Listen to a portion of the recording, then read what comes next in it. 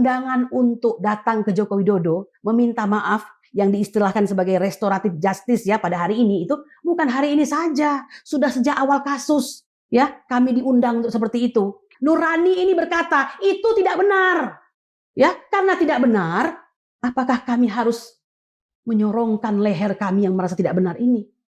Kami ini kalau urusannya hanya soal SP3 gampang, tinggal datang kok, ya kan? Tidak ada permaafan nggak apa-apa, yang penting datang ke sana.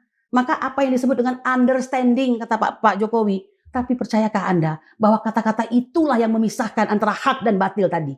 Yang tidak akan kami lakukan. Itu yang disebut dengan garis demarkasi. Yang kalau kau lewati, maka batal semua perjuanganmu itu. Dan kami bukan seperti itu. Ada perkembangan terbaru apa terkait manuver Egy Sujana terhadap TPUA? Tadi malam barangkali kembali mungkin dari berobat bersama kuasa hukumnya melaporkan ya Panglima kami. Ahmad Khosinuddin. Nah, kemudian juga saya lihat saudara saya Bang DHL juga melaporkan Ahmad Khosinuddin. Seperti operasi intelijen saja ini gitu loh. Manuver Egy Sujana dan DHL membahayakan Indonesia. Kenapa? Karena perkara dugaan ijazah palsu ini adalah untuk Indonesia. Ya bukan untuk kami. Pecah belah itu sudah terjadi. Sadar atau tidak, abang masuk dalam skenario tersebut. Skenario-skenario yang direncanakan oleh orang di balik ini Anda jalankan begitu. Mungkin kata-kata yang dia pilih barangkali menurut abang tidak tepat. Tetapi apa kata-kata yang lebih tepat?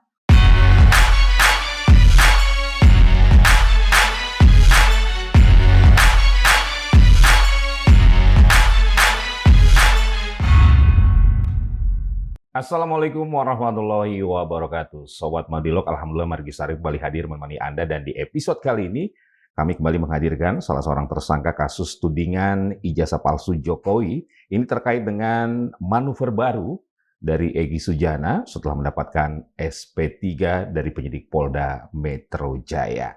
Apa perkembangan terbarunya? Langsung saja saya sapa Ibu Kurnia Tri Royani. Assalamualaikum Ibu. Waalaikumsalam warahmatullahi wabarakatuh. Terima kasih Ibu Kurnia sudah hadir. Sama-sama. Kita mau tahu dulu nih, ada perkembangan apa terkait pemeriksaan Ibu sebagai tersangka oleh penyidik Polda Metro Jaya pekan kemarin ya? Iya, hari Kamis, tepatnya tanggal 22 Januari 2026, saya menerima panggilan untuk di BAP ya sebagai tersangka panggilan pertama. Alhamdulillah tidak perlu menunggu panggilan kedua dan ketiga, kami langsung saja begitu. Nah ini penting, mengapa? Karena kami merasa ada seperti, mohon maaf ya, seperti adu domba begitu. Karena kita kan dibagi dalam klaster nih, mirip-mirip perumahan lah begitu ya kan, klaster 1 dan 2. Saya kebetulan berada di klaster 1. Klaster 1 itu ada Egy Sujana, kemudian Rizal Fadila, saya sendiri Kurniatri Rayani, kemudian Damai Hari Lubis, dan terakhir Rustam Effendi. Di klaster kedua itu yang kita sebut dengan RRT itu ya, Roy, Rismond dan Tifa begitu. Nah lucunya ini, saya tidak tahu pertimbangannya apa, tapi yang pasti mereka lebih dulu diperiksa. Hampir mungkin 1,5 bulan yang lalu begitu kan, sehingga menimbulkan mungkin ya keresahan dan kegelisahan juga di hati mereka. Kok gini ya? Kok bukan mereka dulu yang diperiksa? Kenapa kami lebih dulu begitu? Walaupun tentu saja kalau kita pertanyakan pasti akan disampaikan itu kewenangan penyidik ya kan. Nah silakan sajalah begitu. Tapi ada kelegaan di hati kami. Pada akhirnya kami diperiksa juga ya kan. Nah dengan begitu hilanglah semua sakwa sangka dan segala macam itu gitu. Karena pada dasarnya kami tetap solid ya bersatu padu dalam rangka berkonsolidasi bahwa kami ini adalah tersangka yang dikriminalisasi begitu. Kira-kira seperti itu, Mas. Oke. Sebelum masuk ke substansi pemeriksaan ya, suasananya bagaimana? Suasana pemeriksaan. Ya, memang kan kita ini harus akui bahwa berdasarkan PP berapa itu, Kepres 122 ya kan yang dibuat oleh Presiden Prabowo mengenai reformasi Polri ya kan, di mana Presiden memilih 10 orang untuk menjadi punggawa dalam reformasi Polri ini, memang ada semacam semangat baru. Walaupun KUHP sendiri yang baru itu sudah ada tahun 2023 yang kita sebut dengan KUHP 2023. Sedangkan KUHAP-nya itu 2025 sehingga menjadi KUHAP 2025.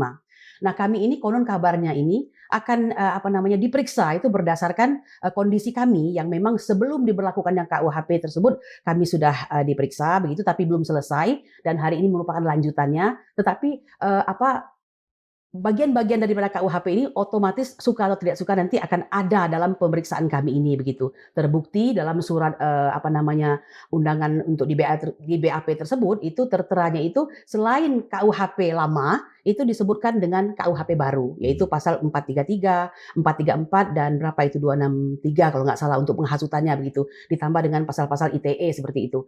Suasananya sebagaimana aura atau nuansa yang diinginkan oleh KUHP dan KUHP baru konon katanya dari retributif menjadi restoratif dan korektif. Jadi kalau yang lama itu adalah pembalasan, maka yang baru ini diharapkan adalah berupa pemulihan dan koreksi atau perbaikan. Begitu katanya ya. Dan tentu saja semangatnya adalah memperkuat hak-hak daripada kaum rentan seperti hak-hak daripada perempuan dan juga kaum disabilitas begitu ya. Tetapi juga ada yang lainnya perbaikan dalam hal norma serta pokoknya hal tersebut menjanjikan keindahan dalam orang-orang yang kebetulan terkena atau tersangka terhadap peristiwa pidana begitu. Ibu merasakan penyidik Polda Metro Jaya profesional pada pemeriksaan? Jauh lebih humanis.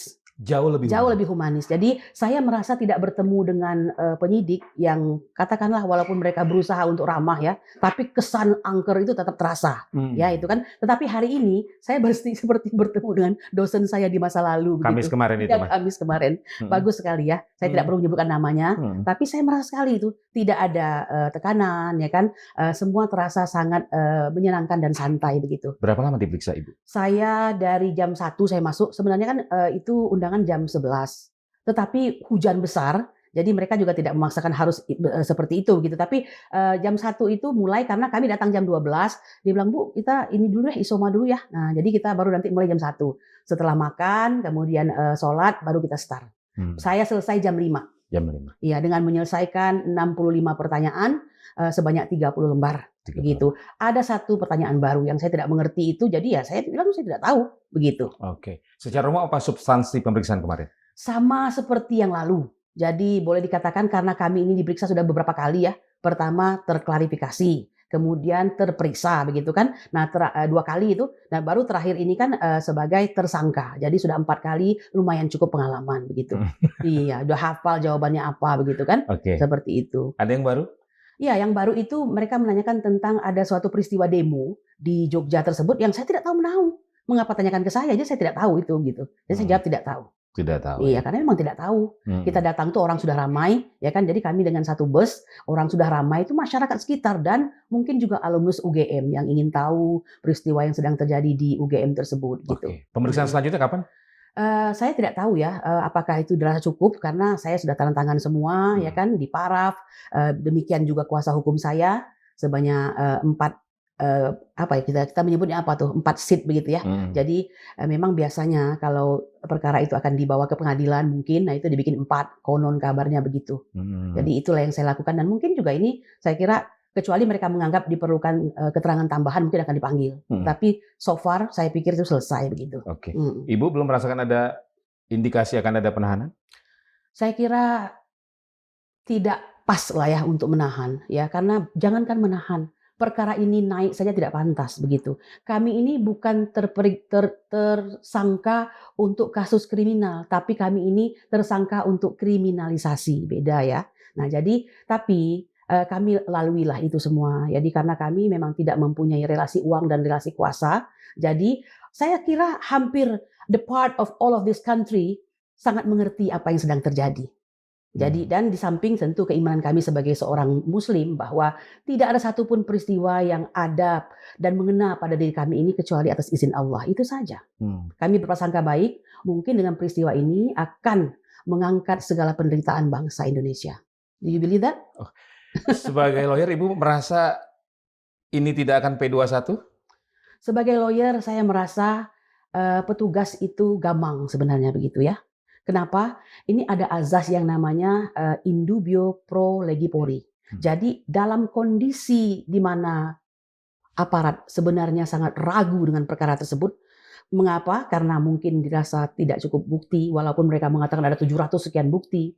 Mungkin mereka merasa perkara ini janggal dan sebagainya, ya. Nah, tetapi dalam kondisi itu mereka suka atau tidak suka harus melanjutkan. ya. Nah, nanti di pengadilan baru ada yang namanya in dubio pro reo, di mana hakim jika merasa perkara yang diberikan kepadanya untuk diadili ini terasa tidak pas, tidak pantas dan tidak memenuhi, maka hakim mempunyai hak untuk menghentikan perkara tersebut, tidak mengadilinya, karena mungkin ada azas yang menyatakan bahwa daripada menghukum satu orang tidak bersalah, lebih baik melepaskan 1000 orang bersalah. Makanya pidana itu ultimum remedium, upaya terakhir untuk melihat apakah sudah memenuhi 2 alat bukti dan segala macam begitu. Apa yang membuat seorang Ibu Kurnia begitu yakin bahwa kasus ini tidak pantas dilanjutkan? Begini ya, ada beberapa hal dan ini yang saya jadikan dasar kepada penyidik untuk saya menjawab. Ketika dia bertanya apakah ibu siap diperiksa, siap. Saya siap diperiksa tapi dengan beberapa catatan sebagai berikut. Jadi begini, posisi kami ini, TPUA ini, jadi bukan semata-mata tersangka biasa.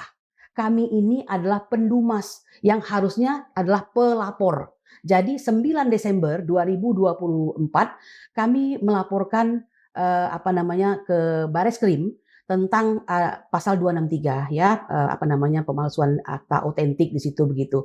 Nah, jadi bayangkan ini usaha yang luar biasa, hampir 8 jam dipontang-panting ya. Mungkin sudah tahulah aparat bahwa keberadaan kami ini tidak pada posisi berpihak kepada Bapak Joko Widodo. Apalagi yang dilaporkan ini berkenaan dengan ijazah palsu begitu. Nah, jadi 8 jam itu pontang-panting, naik lantai sekian, turun lagi, balik sana, balik sini, udah biasa kami seperti itu ya. Termasuk istilah kata tuh hanya mengulang experience aja begitu. Nah, akhirnya melihat kegigihan itu diterimalah sebagai duma, sudah paling tinggi itu, nggak bisa diterima sebagai laporan. Nah, jadi setelah dari pelaporan tersebut sampai dengan proses itu tidak diapa-apakan. Kami sangat rajin menambah bukti, 9 bukti, 4 bukti, 1 bukti, dan itu bukti-bukti yang aktual semua begitu kan, mendukung daripada laporan kami. Tidak diapa-apakan. Sampai suatu ketika kita potong ya, kita pernah menceritakan soal kedatangan ke Solo itu. Nah, timbul laporan Joko Widodo yang sebelumnya diawali dengan festival laporan-laporan oleh 5 laporan oleh Peradi Bersatu dan siapa tuh Patriot Nusantara, saya tidak mengerti lah itu. Nah, puncaknya Joko Widodo. Nah, ini pelan-pelan diangkat nih perkara kami seakan-akan diproses begitu. Padahal sebenarnya tidak ada pemrosesan sama sekali begitu. Nah, jadi seperti itu. Saya ingin mengatakan posisi kami itu pendumas yang harusnya adalah pelapor begitu kan, dan itu dilindungi oleh Undang-Undang Perlindungan Saksi dan Korban pasal 10 ya, baik ayat 1 maupun ayat 2. Apa isinya? Bagi saksi, korban, saksi pelapor itu dalam mereka menyampaikan laporannya, mereka ini tidak bisa dipidanakan dan diperdatakan begitu kan, dalam memberikan laporannya, baik laporan yang sekarang maupun yang akan datang begitu. Ya kan? Nah, bahkan ayat 2-nya menyampaikan jikapun ada masalah yang akan dijadikan perkara, ini harus menunggu perkara yang kami laporkan ini inkrah dulu begitu. Jadi bagaimana begitu bagusnya ya sebuah undang-undang itu melindungi, tapi ini ditabrak, Mas. Yang ini dihentikan lewat gelar perkara ya, gelar perkara, lalu mereka mengatakan bahwa ini dihentikan karena di tahap penyelidikan. Yang ini dihentikan, ini naik. Di mana letak keadilan? Dan itu saya yakin ditonton oleh seluruh rakyat Indonesia. Kami yang harusnya lebih dulu, karena ini menyangkut 263, jelas pidananya, dilaporkan, dianggap pencemaran nama baik dan fitnah oleh Joko Widodo. Ini yang naik begitu. Hari itu melaporkan, hari itu juga mendapatkan surat perintah untuk penyelidikan. Kalau itu Mas Margi yang melaporkan, saya yakin nggak akan seperti itu loh. Ya, itu. Oke. Dan itu menurut Ibu Kurnia dirasakan oleh tim penyidik Polda Metro Jaya menangani kasus ini, sehingga Ibu merasa bahwa sepertinya penyidik gamang. Ya karena begini, kita tuh kan ada yang namanya logika ya. Nah, tapi kalau masih dilakukan juga itu fallacy. Jadi bagaimana kita ngomongnya itu? Ya kan, nah kira-kira seperti itu lah Mas. Ya kan? Kita paham, mohon maaf saya harus terbuka ya. Apalagi yang mau saya tutupi? Toh saya sudah tersangka ini ya kan. Kami sudah pada tahap yang puncaknya ini. Kita melihat apakah terjadi anti klimaks atau bagaimana, tentu itu urusan Allah. Pada hari ini, Bapak Sigit Listio itu masih menjabat sebagai Kapolri. Ya, ini tahun ke-5 atau tahun ke-6, saya tidak tahu.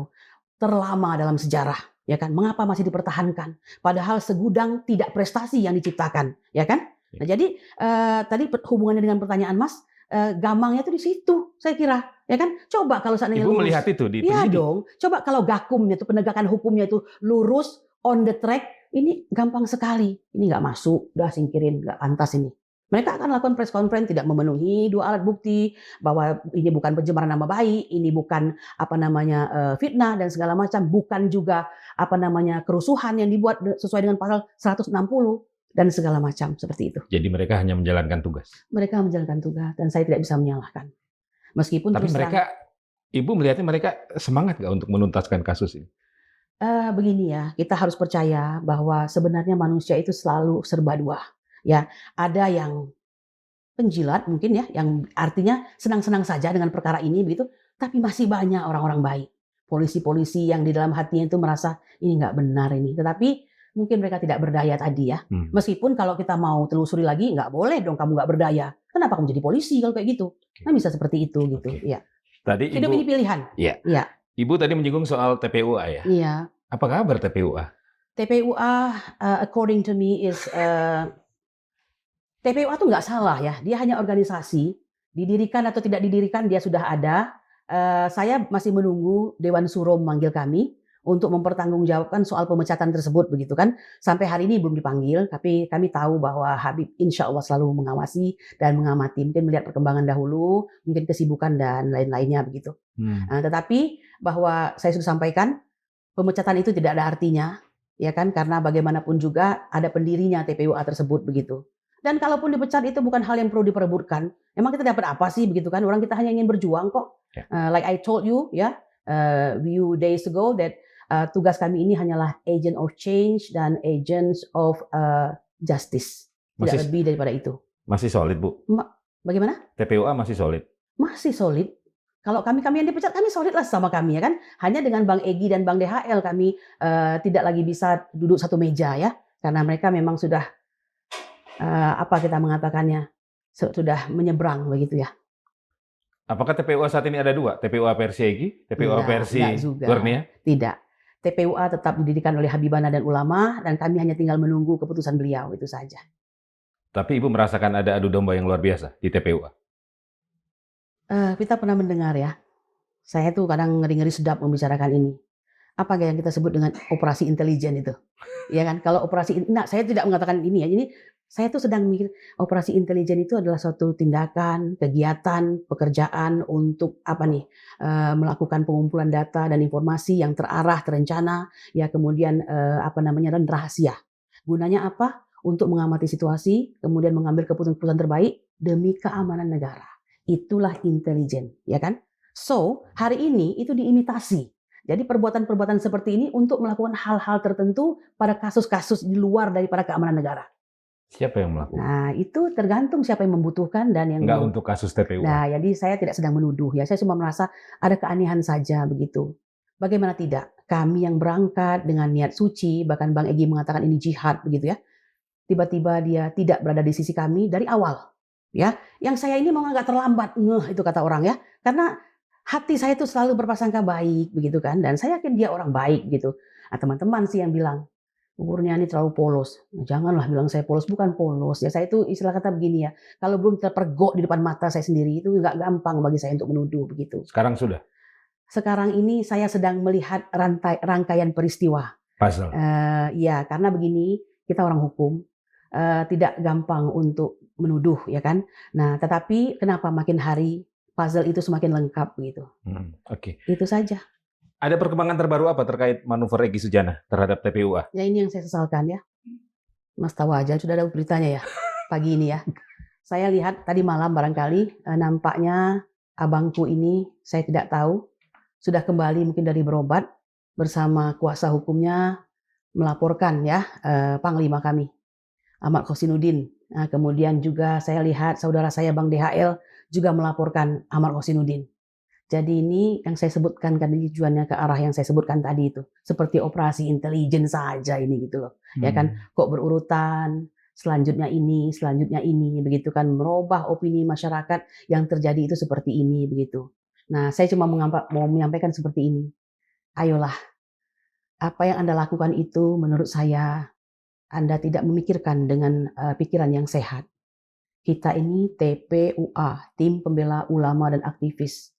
Orang yang jelas-jelas bukan saudara kita kandung, orang yang jelas-jelas tidak kita kenal, orang yang jelas-jelas kita pun tidak tahu apa mereka itu siapa, begitu kita tahu bahwa mereka adalah aktivis, mereka adalah ulama, mereka adalah masyarakat, kemudian juga orang-orang muslim ya yang ataupun tidak muslim yang terkena masalah, kita bantu dan kita bela.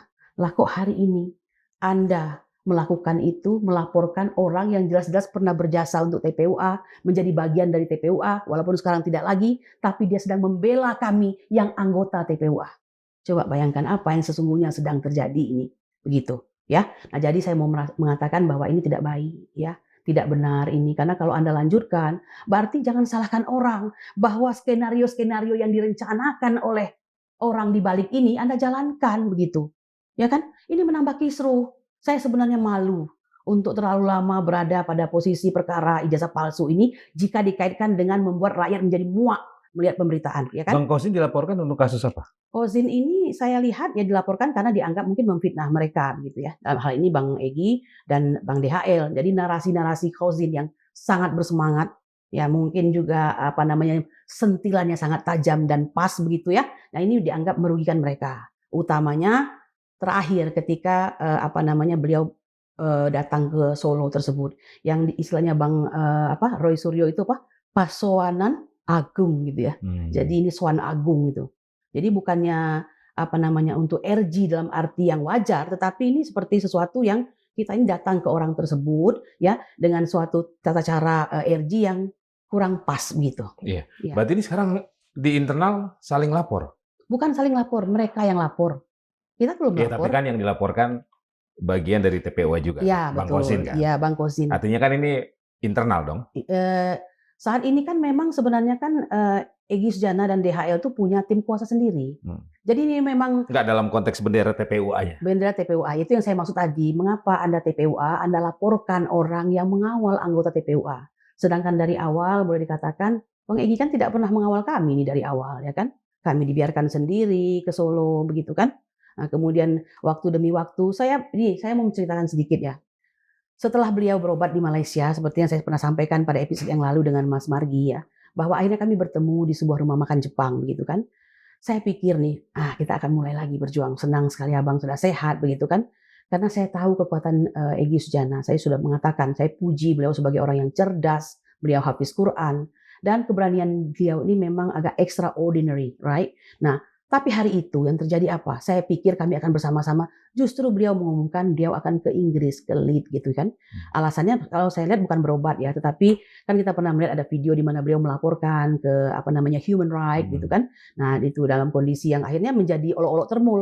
Kemarin ke ini pakai kursi roda, kok sekarang ke human right di London itu nggak apa-apa tuh jalan seperti biasa begitu kan. Nah, dan lain sebagainya. Nah jadi akhirnya beliau memutuskan untuk ke Inggris. Ya kita kecewa lah. Berarti kan seperti beliau meninggalkan kami kembali begitu, ya kan? Nah, maksud saya begini, Anda tidak mengawal kami, lalu ada tim yang mengawal kami dengan baik, anak-anak muda yang cerdas, ya, yang bersemangat, yang mungkin dalam narasinya itu karena patriotismenya itu terkesan dia seperti mungkin dianggap jumawa, tapi tidak begitu yang saya lihat. Kita harus lihat backgroundnya apa. Ini para pejuang ini kebetulan berbasickan aktivis di kampusnya, begitu kan? Sehingga suka atau tidak suka, mereka dihadapkan kepada pemimpin zolim itu bukannya takut, malah tambah semangat gitu loh, ya kan? Nah, justru saya bingung, Bang Egy sebagai seorang yang pernah menjadi HMI, bahkan mungkin leading leader ya di apa namanya di HMI, mengapa hari ini Abang justru mengecilkan orang tersebut begitu? Yang saya maksud Ahmad Kosinuddin. Jangan lupa beliau ini saya mau sampaikan ya, adalah apa namanya mantan ketua BEM FH atau Fakultas Hukum Universitas Muhammadiyah Magelang. Kemudian dia ini juga sebagai apa namanya sebelum kuliah dia ini adalah anggota Ikatan Pemuda NU Nahdlatul Ulama. Lengkap ya, NU-nya ada, Muhammadiyahnya ada. Nah lalu setelah dia kuliah pasti otomatis HMI IMM, Ikatan Mahasiswa Muhammadiyah. Nah, dalam perjalanan kehidupannya dia memang sangat tertarik kepada dunia advokasi sehingga dia juga menjadi ketua daripada apa namanya Pusat Konsultasi Bantuan Hukum HTI. Nah, ini sangat seksi ini. HTI ini berhasil dalam pemerintahan Jokowi setara dengan organisasi terlarang. Come on ya, wahai Muslim Indonesia, cek dari mana HTI itu berasal. Palestina. Siapa yang mendirikan?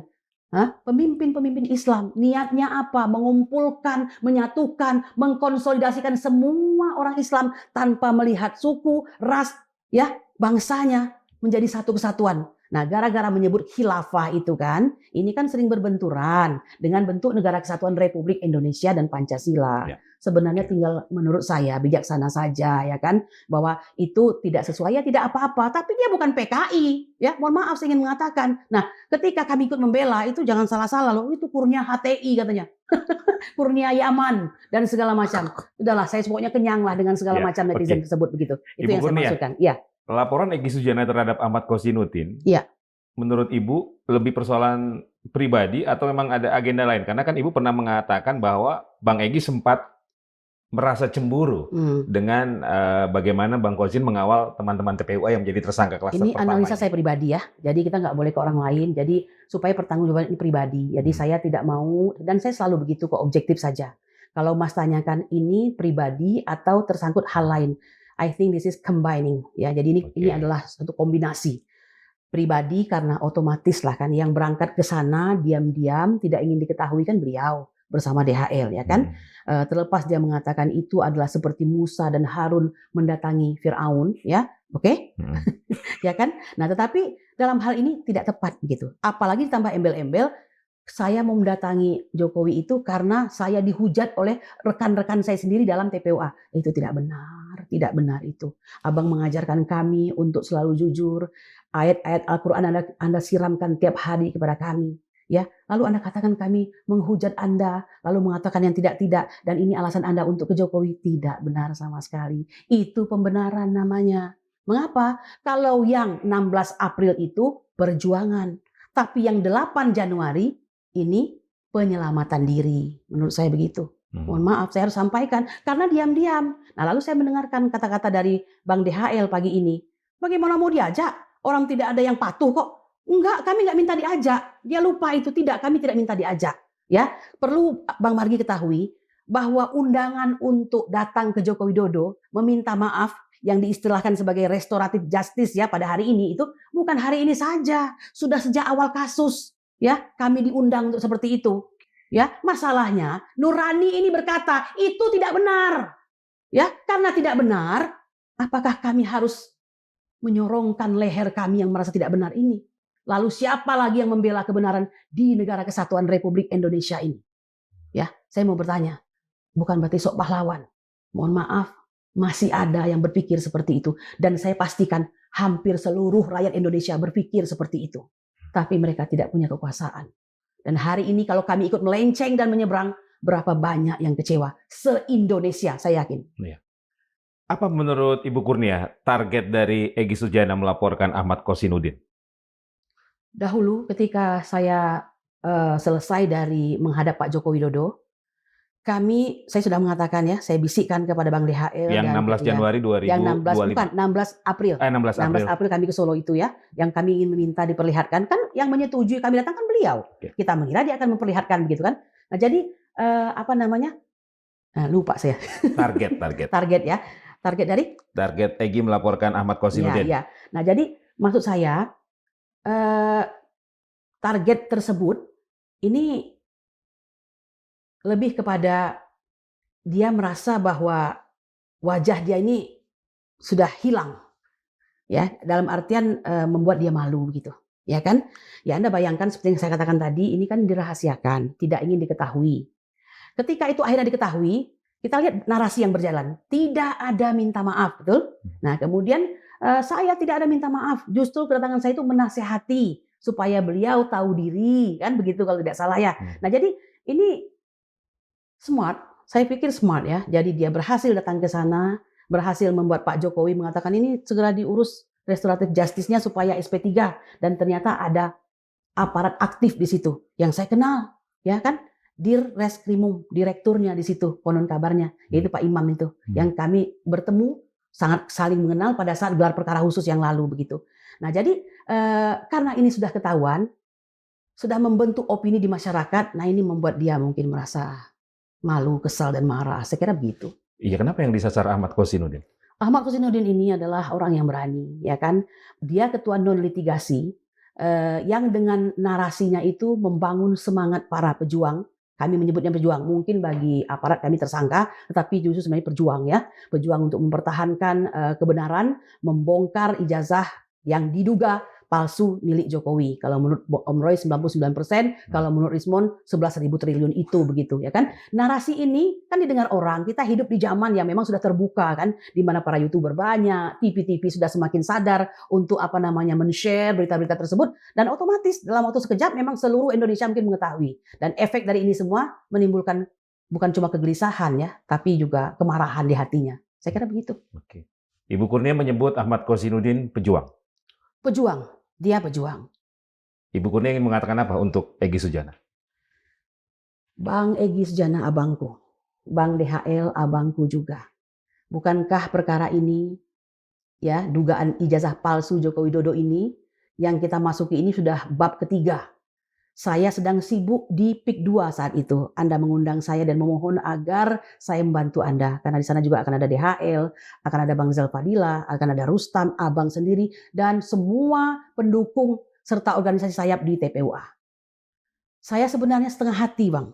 Karena apa? Karena saya merasa agak patah hati melihat hasil daripada setiap kita bersidang, selalu hakim-hakim yang tidak berani itu memberikan label NO. Nih on van Clever Clark, yang artinya mereka tidak berwenang mengadili. Padahal ini hanya soal keberanian semata, ya kan? Nah, oleh karena itu saya ingin mengatakan, Abang tidak ada dalam perjuangan kami ke Solo dan Jogja. No matter what your reason about that, ya kan? Lalu dalam perkembangan selanjutnya, tahap demi tahap kita semakin jauh. Anda tidak mengawal kami, ya kan? Anda tidak pernah ada di sisi kami saat kami membutuhkan. Mengapa ketika ada orang yang ingin membantu, yang dengan ketelitian dan kecerdasannya bersama-sama dengan pengacara lain, kami sebutkan saja Juju Purwantoro, Azam Khan, Samsir Jalil, Jack Aspardi Piliang, kemudian Untung Susiasi, Soraya, Herman Kadir, Ahmad Yani, ya, dan banyak lagi yang tidak bisa saya sebutkan satu persatu. Hari ini Anda memfokuskan perhatian kepada Ahmad Kozinudin untuk Anda LP-kan beliau. Hanya karena merasa tersinggung dengan ucapan beliau bahwa semua yang dikerjakan ini berdasarkan SOP Solo. Mungkin kata-kata yang dia pilih barangkali menurut Abang tidak tepat. Tetapi apa kata-kata yang lebih tepat untuk kita sampaikan jika memang dari awal sampai akhir semua pemeriksaan terhadap kami ini kami rasakan sebagai bentuk kejanggalan dan ketidakadilan. Oleh karena itu saya ingin mengatakan kepada Abang berdua, mumpung belum jauh, tolonglah dipahami dan sadari bahwa kita ini bersaudara. Aka atau Ahmad Kozinudin pernah menjadi bagian dari TPUA. Maka menurut saya batalkan atau cabut laporan Anda tersebut. Itu tidak baik. Karena pecah belah itu sudah terjadi. Sadar atau tidak, Abang masuk dalam skenario tersebut. Sangat rugi. Saya kira begitu. Jadi manuver terbaru Egy Sujana akan membahayakan kesolidan TPUA dan kawan-kawan ini. Manuver Egy Sujana dan DHL membahayakan Indonesia. Ya. Membahayakan Indonesia. Kenapa? Karena perkara dugaan ijazah palsu ini adalah untuk Indonesia. Ya bukan untuk kami. Kami ini kalau urusannya hanya soal SP3 gampang. Tinggal datang kok. Ya kan? Tidak ada permaafan nggak apa-apa. Yang penting datang ke sana. Maka apa yang disebut dengan understanding kata Pak Jokowi. Tapi percayakah Anda bahwa kata-kata itulah yang memisahkan antara hak dan batil tadi. Yang tidak akan kami lakukan. Itu yang disebut dengan garis demarkasi. Yang kalau kau lewati maka batal semua perjuanganmu itu. Dan kami bukan seperti itu. Egy Sujana sudah batal. Pilihan dia. Dengan laporan Egy Sujana terhadap Ahmad Kozinudin berarti kan ini fokus terpecah. Energi lebih tersedot lagi. Ke depan seperti apa TPUA ini? Dengan timbulnya LP ini itu hanya disayangkan. Semua tidak ada yang berubah, malah semakin menguatkan perjuangan. Ya tapi kan fokus bisa pecah kan? Tidak pecah fokus. Tidak. Kami pastikan tidak. Karena terus terang hal-hal seperti ini sudah dipertimbangkan dan diperhitungkan melihat gelagat. Ya kan? Nah, ada satu hal yang ingin saya sampaikan. Bang Egy juga jangan menyalahkan Aka, ya kan? Jangan terlalu menyalahkan orang lain dalam bersikap. Karena beberapa gestur Anda, seperti yang saya sampaikan itu, tidak kena dan tidak mengena, ya kan? Kami terus terang terlepas daripada tentu kami bersedih dengan beliau melakukan RG yang seharusnya bisa dilakukan dengan lebih terhormat begitu ya. RG itu bukan pantangan, Mas. Itu bukan hal yang haram, tetapi lakukan dengan cara yang benar, ya kan? Nah, kalau yang seperti ini tentu dia bilang apanya yang nggak benar? Ya kan kondisi nuansanya kan kita paham nih. Nah, caranya jangan seperti itu dong. Pertama kan dia diam-diam, tidak melibatkan kami. Melibatkan itu bukan kami ingin ikut ke sana. Enggak. Kita ini sudah beda jalur ini, ya kan? Kalau dia di kanan, kita di kiri itu atau sebaliknya begitu. Tapi jalankan dengan cara yang benar. Seperti misalnya itu harus dilakukan permohonan dahulu, ya kan? Kemudian diproses oleh kepolisian, baru nanti mereka ini ke Pak Jokowinya. Jangan dibalik, datang dulu, lalu Egy mengatakan, Bapak kan masih berkuasa. Ya sudah suruh itu, ini tolong cabut perkara saya. Lalu mana itu Pak polisinya? Cabut ini. Itu kira-kira bagaimana? Tidak boleh seperti itu. Ini negara hukum, not mahstat, bukan negara kekuasaan. Itu yang kami kritisi. Kalau itu kami kami mengkritisi, lalu kami dihukum oleh Bang Egy dengan melaporkan daripada ketua non litigasi kami, menurut saya itu tidak benar begitu. Berarti SP3 Egy Sujana dan Maher Lubis menurut Ibu Kurnia bermasalah? Saya tidak masuk di situ karena saya sudah mempunyai tim hukum. Ya, cukuplah saya ingin mengatakan rakyat pun tahu ya. Tidak kita mau membakar-bakar apa yang sudah terbakar ini begitu. Masing-masing sudah paham. Ya, Mas Margi pun pasti paham lah. Jadi jangan minta keluar dari narasinya Kurnia. Oke. Antisipasi apa lagi setelah manuver terbaru dari Egy Sujana melaporkan Ahmad Kosinudin yang akan dilakukan oleh Ibu Kurnia dan kawan-kawan untuk next-nya ini? Begini ya, kami itu dari awal ada satu hal mengapa Kurnia betah di dalam tim ini begitu. Bukan sok suci, bukan sok baik, karena kami merasa dibimbing untuk tegar dan beriman terus kepada Allah Subhanahu wa taala dalam segala situasi dan kondisi. Nah, jadi tidak ada yang terlalu istimewa. Paling-paling terkejut sebentar. Oh, kok kenapa begitu ya? Kok mampu dia lakukan seperti itu? Sisanya, paling kami akan melakukan konsolidasi. Ini ada laporan. Kita akan sikapi begini dan segala macam. Tidak ada yang berubah. Dan tidak ada yang perlu terlalu sikapi bagaimana. Kecuali pada hari ini, karena kebetulan saya diundang Madilog untuk wawancara ini, kebetulan peristiwanya bertepatan, saya pribadi menyampaikan, cabutlah laporan itu. Tidak baik. Itu saudara kita sendiri, ya kan? Anda sendiri mengedepankan tabayun, disuruh bersabar. Mengapa Anda tidak tabayun? Kalau ya kan? Tetap lanjut akan fight? Ya tidak apa-apa, kan namanya negara hukum. Kita akan berjuang dong untuk itu begitu. Kan masa diam saja. Sudah ada respon dari Bang Kosin? Orangnya santai sekali. Kalau dia itu setiap kali ada hal yang tidak enak, ya dia akan innalillahi wa inna ilaihi rajiun. Namun kembali kepada sikap semula, fight begitu kan. Dan orangnya tidak buru-buru. Walaupun Anda melihat dia sangat bersemangat, orangnya tidak buru-buru. Dia menurut saya ya tua sebelum waktunya. Tua sebelum waktunya. Dia sangat dewasa. Iya, oke. Tapi belum ada tanggapan atau respon ya soal laporan Egy ini? Soon, segera. Nanti saya beritahu kepada Bang Margi, oke? Ya, tidak apa-apa. Oke. Sebagai seorang ibu, sebagai seorang perempuan, tentu ini bukan hal yang mudah menghadapi kasus besar, butuh waktu yang panjang dan butuh energi yang luar biasa. Iya. Bagaimana support keluarga Ibu? Saya itu beruntung ya. Memang kata orang tuh dalam keluarga itu macam-macam jenisnya begitu. Nah saya kira tanpa harus saya memperkenalkan diri orang udah paham. Bu Kurnia ini tipe keras nih barangkali. Makanya mungkin ditunjuk Allah hari ini dipercayakan kasus sebesar ini. Dapat suami yang sangat pengertian. Beliau sangat sabar ya mendukung. Nah cuma anak-anak memang mengatakan ma sudah ini nggak usah lagi lah. Karena nampaknya juga negara kita belum bisa menghargai para pejuang. Saya bilang, nak, dalam perjuangan itu dihargai atau tidak dihargai tidak penting. Justru kita tuh tumbuh bersama-sama dengan perjuangan itu sendiri begitu. Tapi mereka tidak terlalu yang bagaimana ya. Cuma memang adalah perasaan bagaimana begitu sebagai lingkungan. Saya melihat hati-hati dengan saya ya. Tapi tidak sedikit juga yang tiba-tiba tanpa saya sadari kalau saya sedang menyapu, Bu, semangat Bu. Oh iya. Apa ini saya bilang, wah Bu Kurnia ya seperti itu.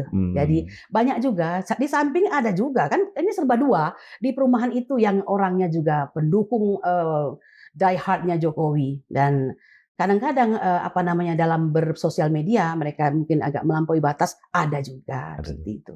Oke. Saya sikapi biasa saja. Ibu Kurnia, hal apa yang membuat itu menjadi energi yang luar biasa bagi seorang Kurnia Royani? Iya, karena saya merasa begini ya.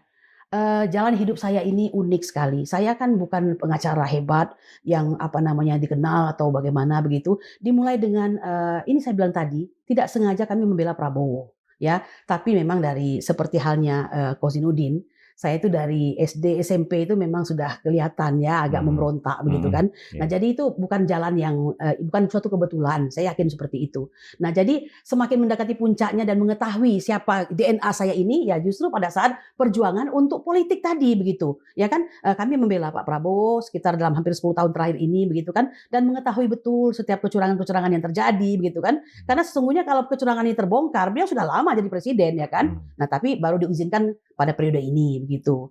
Nah, cuma tadi ya dia harus berkolaborasi nih dengan presiden ke-7 tersebut begitu. Nah, ini memberikan terus terang posisi yang memang tidak mudah ya. Tetapi itu tadi ya, karena ini menyangkut keamanan negara dan segala macam, Indonesia harus ada yang memimpin. Kami relakan sebagian hati kami itu terbang.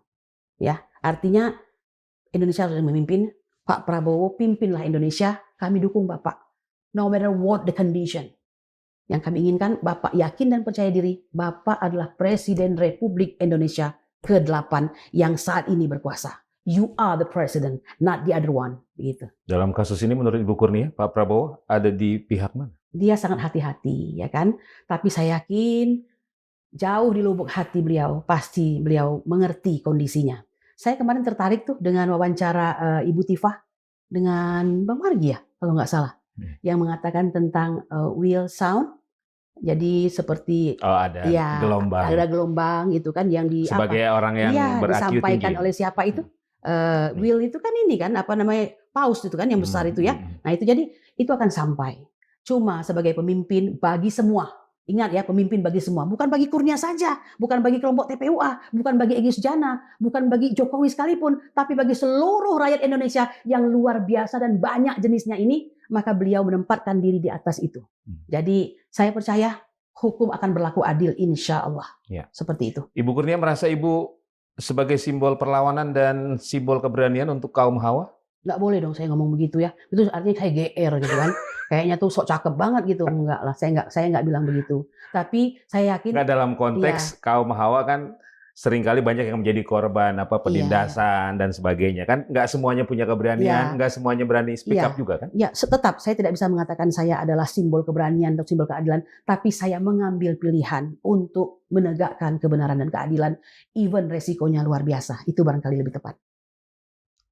Indonesia butuh wanita atau perempuan semacam apa di tengah situasi hari ini? Indonesia butuh wanita. Wanita itu bisa menjadi apa saja karena mereka itu memang sampai ada sebutan ras paling kuat di muka bumi dan itu benar. Even dia hanya seorang ibu yang memasakkan nasi yang lezat setiap hari ya. Lezat itu dalam kategori tidak harus mewah. Karena tangan ibu kita tahu tangan yang diberkahi. Mereka membesarkan anak-anaknya. Tahukah Anda bahwa sebagian besar daripada pemimpin-pemimpin di Indonesia ini lahir dari tangan ibu yang sederhana, keluarga yang sederhana. Belum tentu juga mereka dari keluarga berada. Ya, kita lihat sendiri para pejuang kita itu dari mana mereka tumbuh, dari kesederhanaan, kesulitan dan penderitaan. Nah, oleh karena itu saya cuma berharap bahwa kami yang saat ini sedang berjuang ini sebenarnya boleh dibilang sehari-hari kami ini penderitaan yang ada ya, karena seperti kadang-kadang sudah jatuh tertimpa tangga, kadang-kadang seperti itu. Tetapi sesungguhnya ada sebuah harapan yang sedang ditumbuh kembangkan perlahan-lahan begitu. Sebesar apa sih the power of emak-emak, Ibu Kurnia? Oh, so big. Sangat besar ya.